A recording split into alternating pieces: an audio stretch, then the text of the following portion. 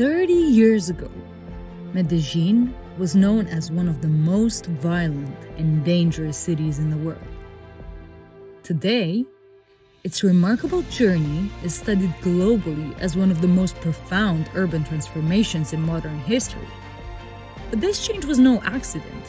It was the result of deliberate choices, bold policies in social urbanism, community-centered innovation, and a powerful collective vision fueled by courage and long-term commitment. Together, these forces reshaped a city of 4 million people into the pearl of Latin America.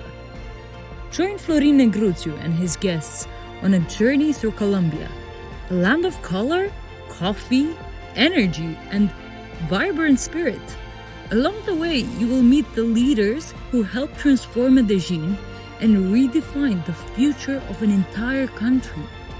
And at the heart of it all, you will discover the people behind the change, the ones who turned vision into reality.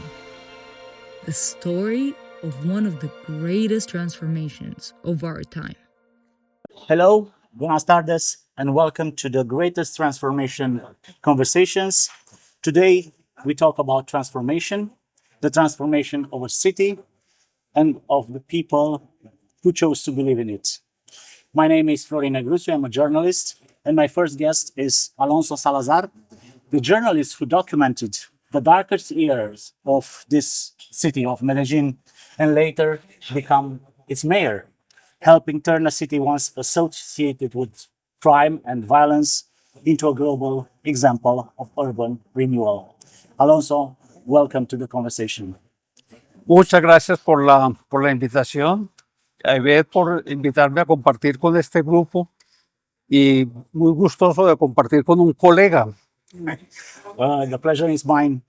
Joining us as well is Yvette Lovelock. Born in the UK, she traveled the world on motorcycle expeditions, worked across continents and countries, and nearly a decade ago fell in love with Colombia. Today, she runs extraordinary horseback expeditions across the Andes, the mountains, working with local farmers and guides. Two different journeys, one common theme: resilience, reinvention, and the courage to start again. Alonso, let me start with a personal question. As a curiosity, what was journalism back then in the 90s? Have you ever been afraid? Bueno, yo tuve en mi vida como una mezcla, al mismo tiempo que estaba en mis estudios universitarios, hacía trabajo social en las comunidades populares de Medellín. Nos tocó ver la evolución muy radical de la ciudad, de ser bucólica, encerrada, tranquila, a ser una ciudad muy violenta por la emergencia del narcotráfico. Yo empecé a ejercer propiamente el periodismo, no en medios de comunicación, sino en mi trabajo social, y publiqué un primer texto periodístico que retumbó mucho, que se llama No nacimos pa' semilla, porque era como la gran expectativa en Colombia entender qué pasaba en esas comunidades. Se habló de los niños sicarios, de los sicarios suicidas, algo que no lográbamos todavía entender muy bien como sociedad. No entendíamos la complejidad de lo que ahí se estaba viviendo. El narcotráfico se expresó después en una ofensiva contra toda la sociedad, asesinando líderes políticos, líderes sociales, y también con el terrorismo, que en Colombia el terrorismo no llegó con guerrillas o izquierdas, el terrorismo en Colombia llegó por el narcotráfico. Así que fue una época donde todos tuvimos un poco de miedo, y había mucha razón para tener miedo, pero bueno, tenía como una convicción de que había que trabajar por la equidad social y por el bienestar de las comunidades que no me detuve.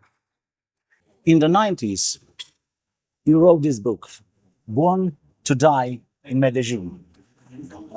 If you are to if you had to rewrite the title of this book for 2026, how would it be like? En realidad, la expresión en español es no nacimos pa' semilla, que es como no nacer para la vida. Las traducciones han utilizado términos muy fuertes, tal vez el más fuerte es la traducción al alemán, que me dijeron que literalmente quería decir nacido muerto en Medellín. No creo que refleje muy bien lo que era.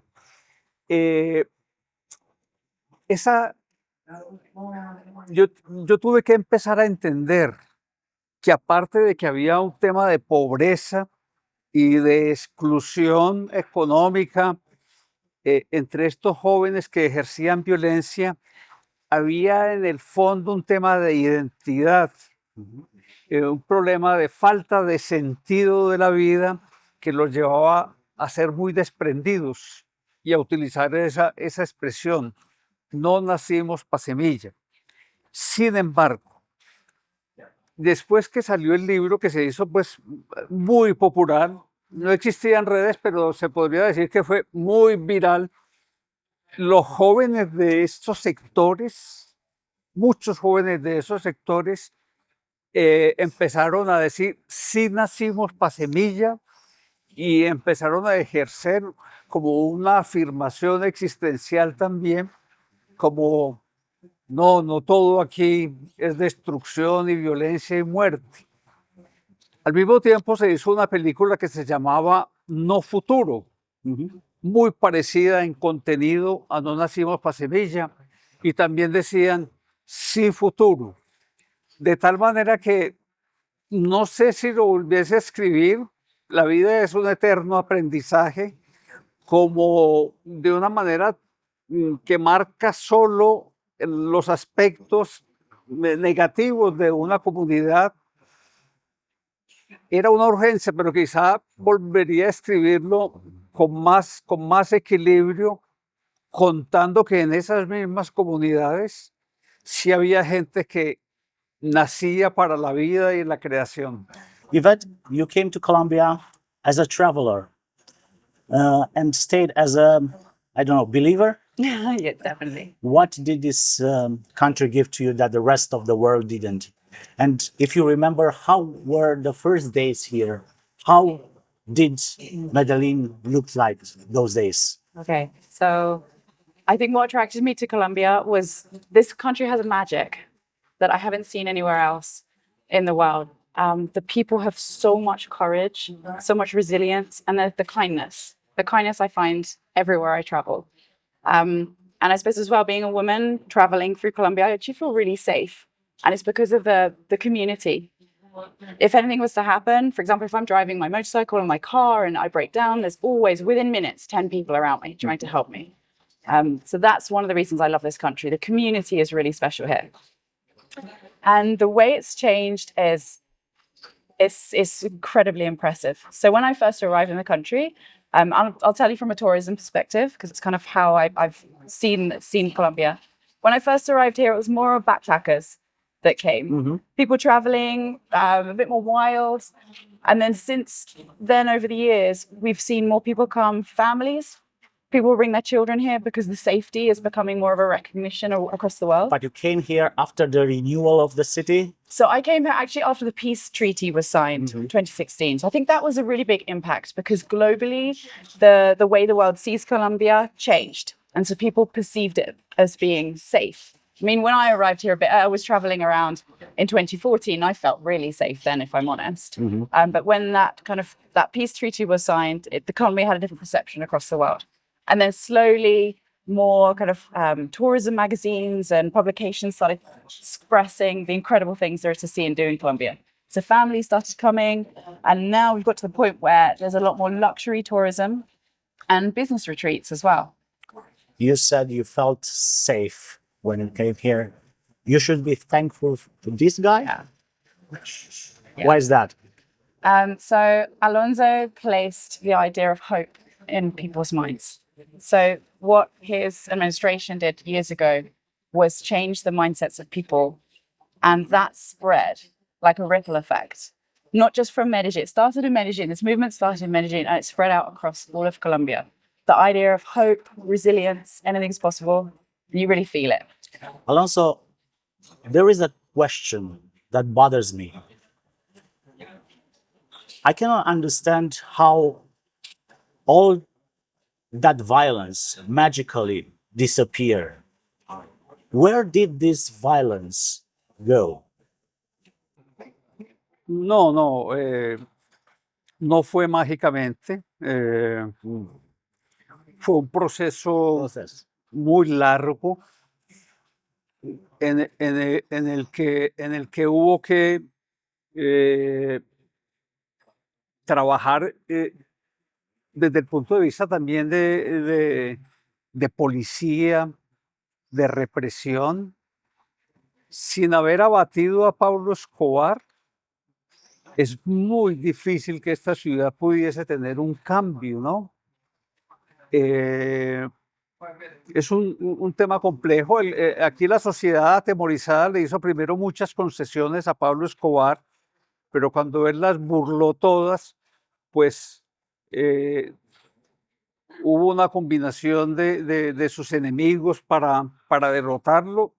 Recuerden que esto sucedió en 1993 y la ciudad empezó a tener un respiro. Sin embargo, ya las otras violencias que se habían arraigado socialmente se tuvieron que enfrentar con una transformación en esas comunidades donde el aspecto de la cultura, y hablo de grupos culturales específicos en esas zonas, fueron emergiendo para dar otras posibilidades de identidad a los jóvenes. La sociedad empezó diálogos, unos diálogos muy intensos para reconstituirse y bueno, nuestra participación ya desde el punto de vista de la política se manifestó en la primera administración en el año 2004, cuando Sergio Fajardo ganó la alcaldía. Trabajé con él. Se aplicó una estrategia de fondo que fue basada en la cultura, el conocimiento y muy específicamente la educación, con una concepción: hay que brindar oportunidades a los más humildes. In the heydays, very few people from the younger generation used to reach the age of 20. You're writing this book. Tell us about this generation of children living under violence. Medellín llegó a tener en el año 1991 una tasa de 380 homicidios por 100.000 habitantes, algo desaforado, incluso en el contexto colombiano, pero mucho más en el contexto mundial.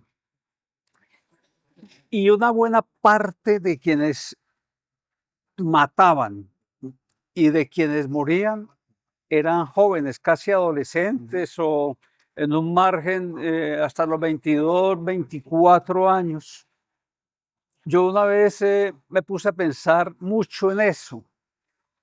Y yo dije, esta no es una violencia de revolución, porque esto es una violencia que no transforma nada.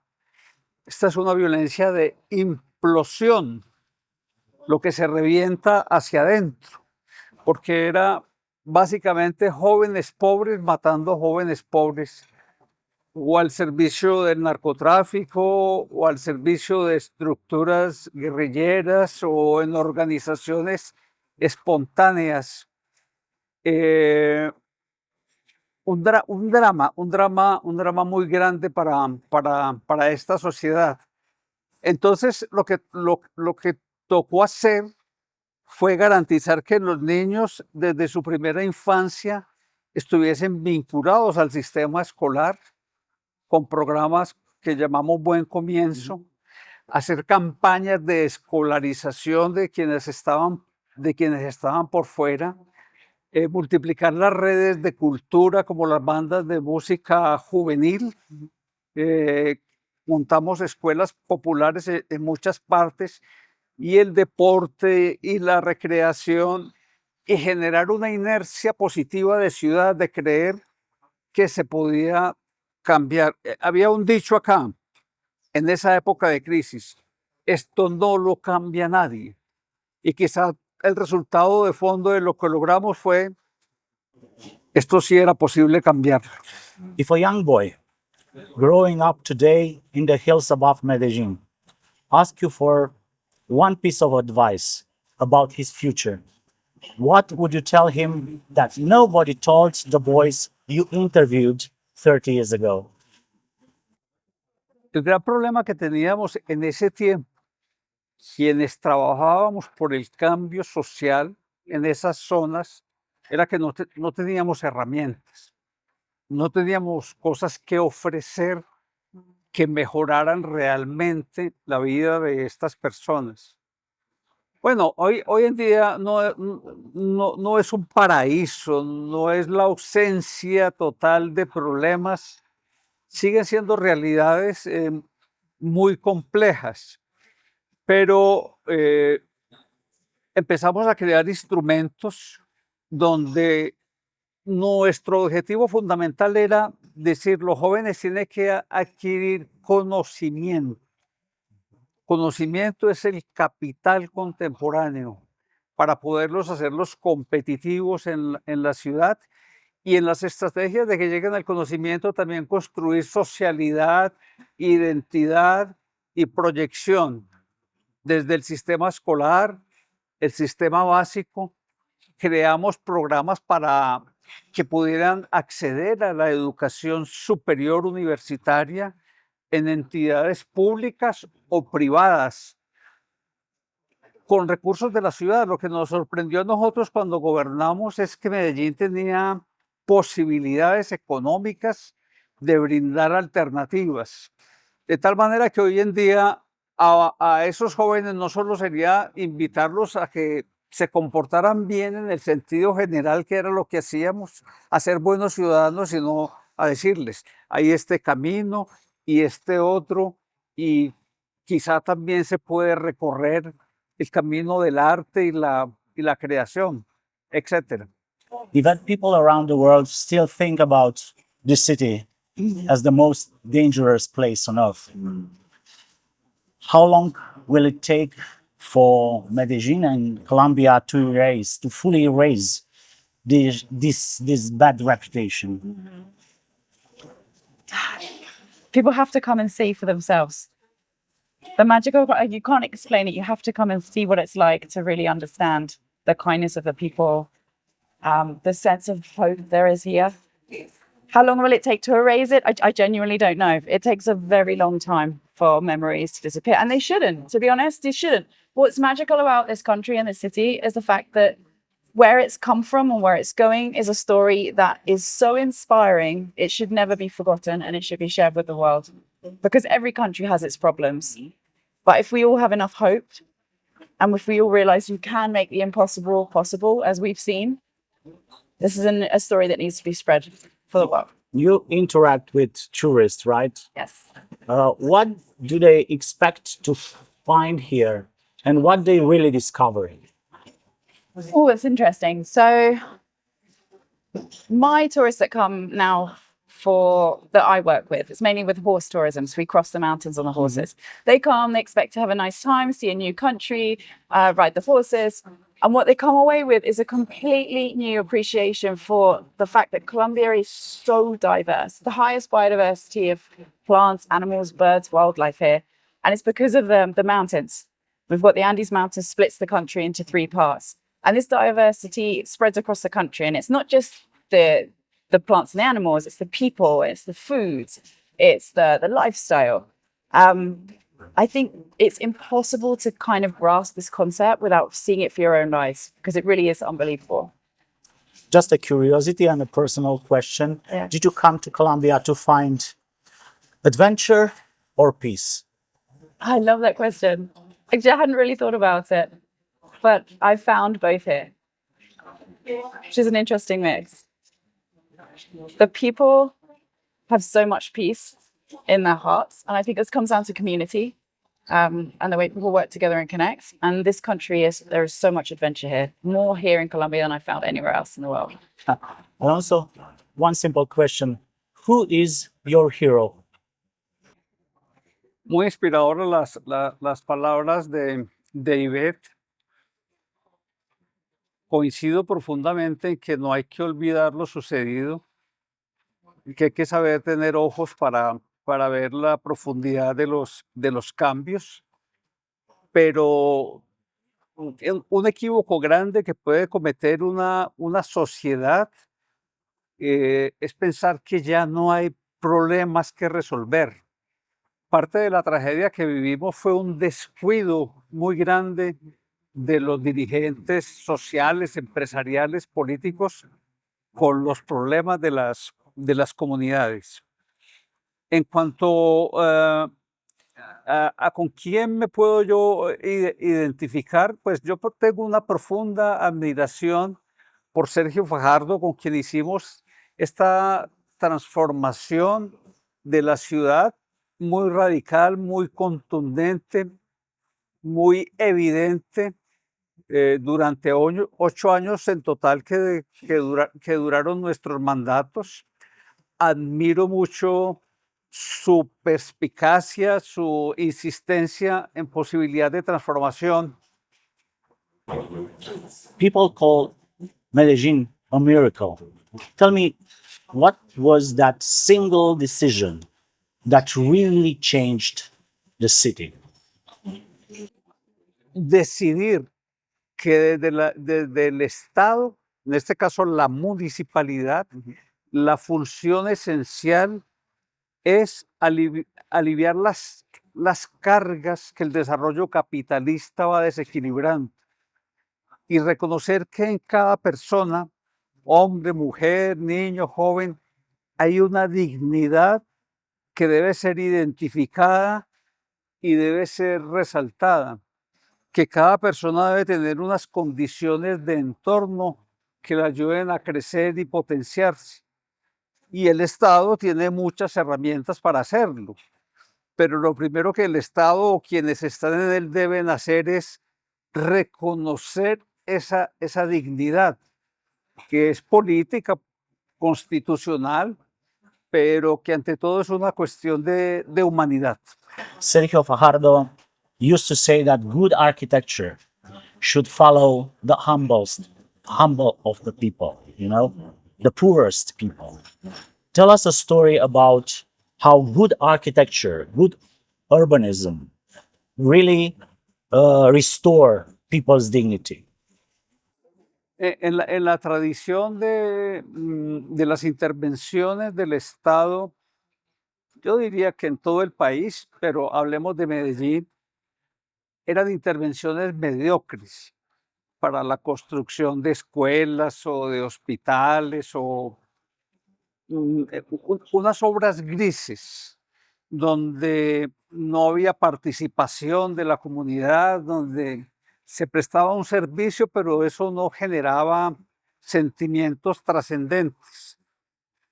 Yo tengo en la memoria esa primera biblioteca que Sergio Fajardo construyó en el barrio Santo Domingo, que yo digo territorio de todas las violencias, I saw it. con un concurso internacional de arquitectura.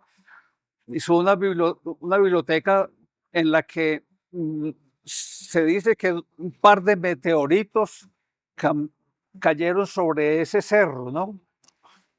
Cuando yo escuché a unos niños, adolescentes, recorriendo ya yo el barrio, contando la historia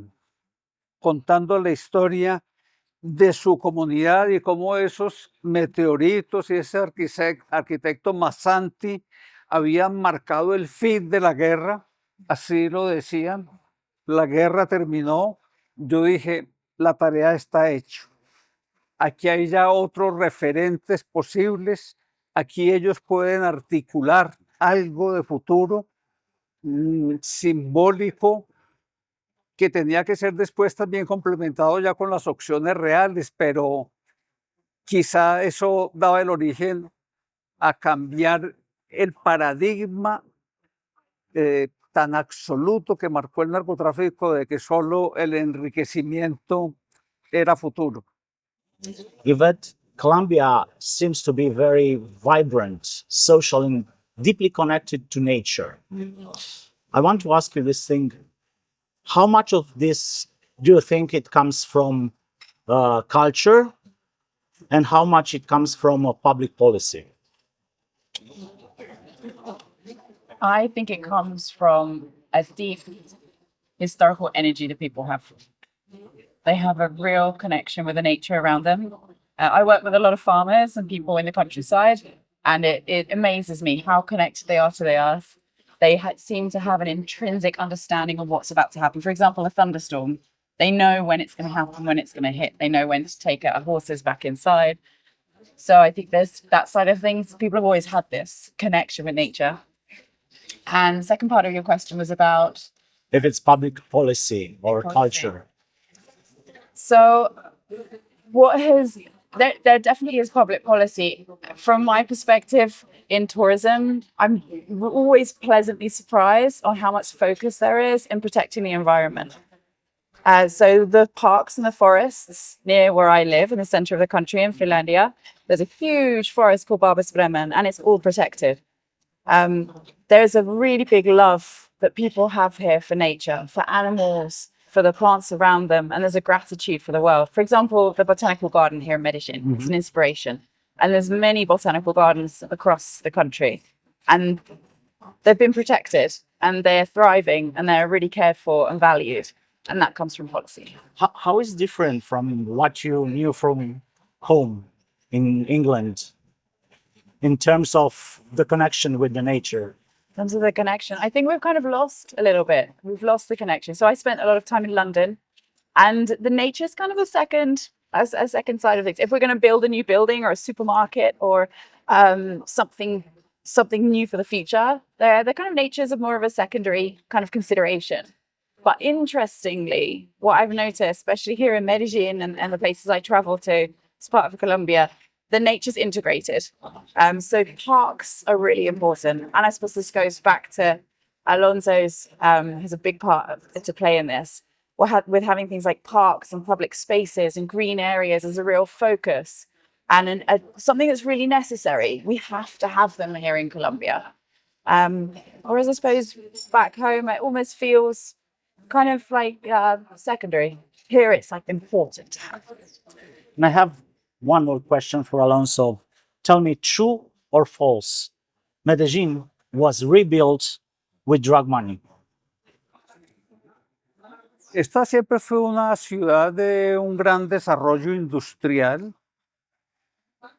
quizá la ciudad con más desarrollo del país. Y esa economía no desapareció con el narcotráfico. Y además la ciudad cuenta con una empresa de servicios públicos. Es una excepción histórica en Colombia que esa empresa sea tan exitosa. Es lo que llaman hoy en día una multilatina, pero además vende energía en una buena parte de los departamentos de Colombia y le provee a la ciudad unos recursos anuales sustanciales. En nuestras administraciones demostramos que no era tanta la falta de recursos, sino que el fenómeno de la corrupción hacía que todo se volviera volátil, improbable, y durante 8 años tuvimos un ritmo de ejecución de obras que demostró que existía con qué.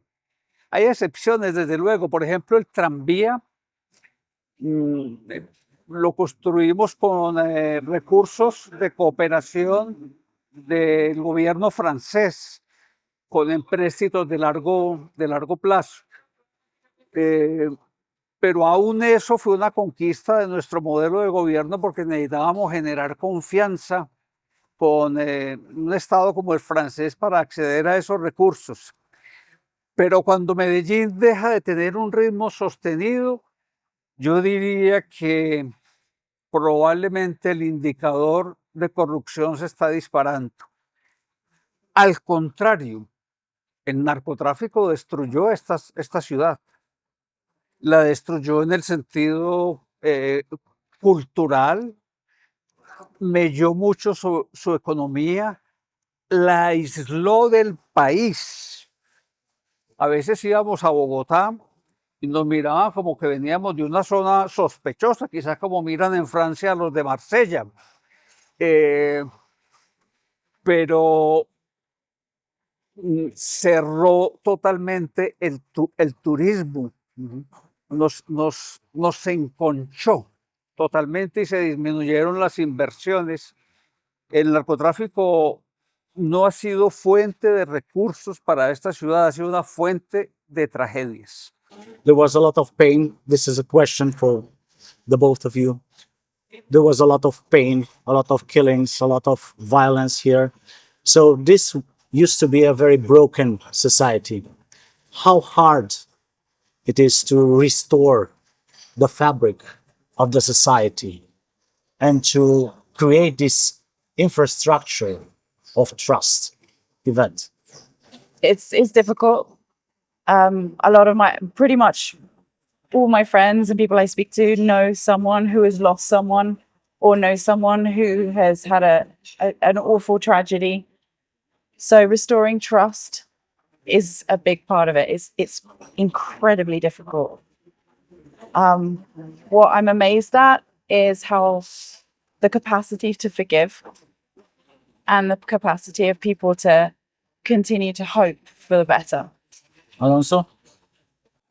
Aquí se construyó un monumento en memoria de las víctimas en el sitio donde Pablo Escobar tenía su edificio, un edificio con unos lujos extraordinarios, con unas colecciones de arte que dijeron que en algún momento podría haber sido la mejor colección de arte de América Latina, donde había todo lo suntuoso, y hay un monumento de memoria que me parece que fue una decisión inteligente de un alcalde construirlo.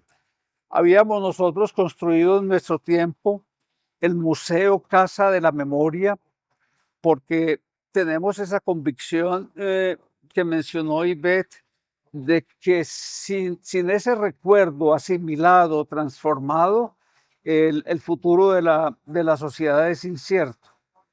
En este camino, en una mezcla ya después de narcotráfico y paramilitarismo y violencias guerrilleras, han muerto muchas personas queridas, líderes muy importantes que fueron asesinados, profesores de la universidad donde me formé, pero también jóvenes que veía yo crecer en estos entornos populares que fueron arrasados por esa violencia tan fuerte. Yo creo que lo que Medellín demuestra, y quizá puede ser un ejemplo, es que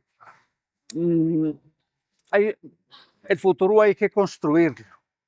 Las sociedades no son lo que tienen que ser aparentemente, sino que las sociedades se pueden moldear, se pueden transformar si existen los liderazgos capaces de generar proyectos que puedan hacerlo.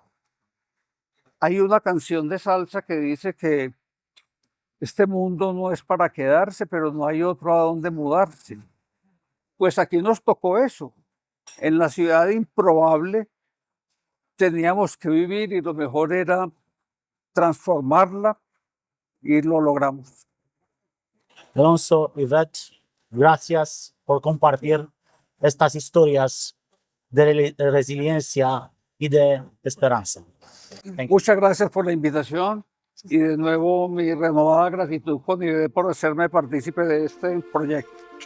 Thank you.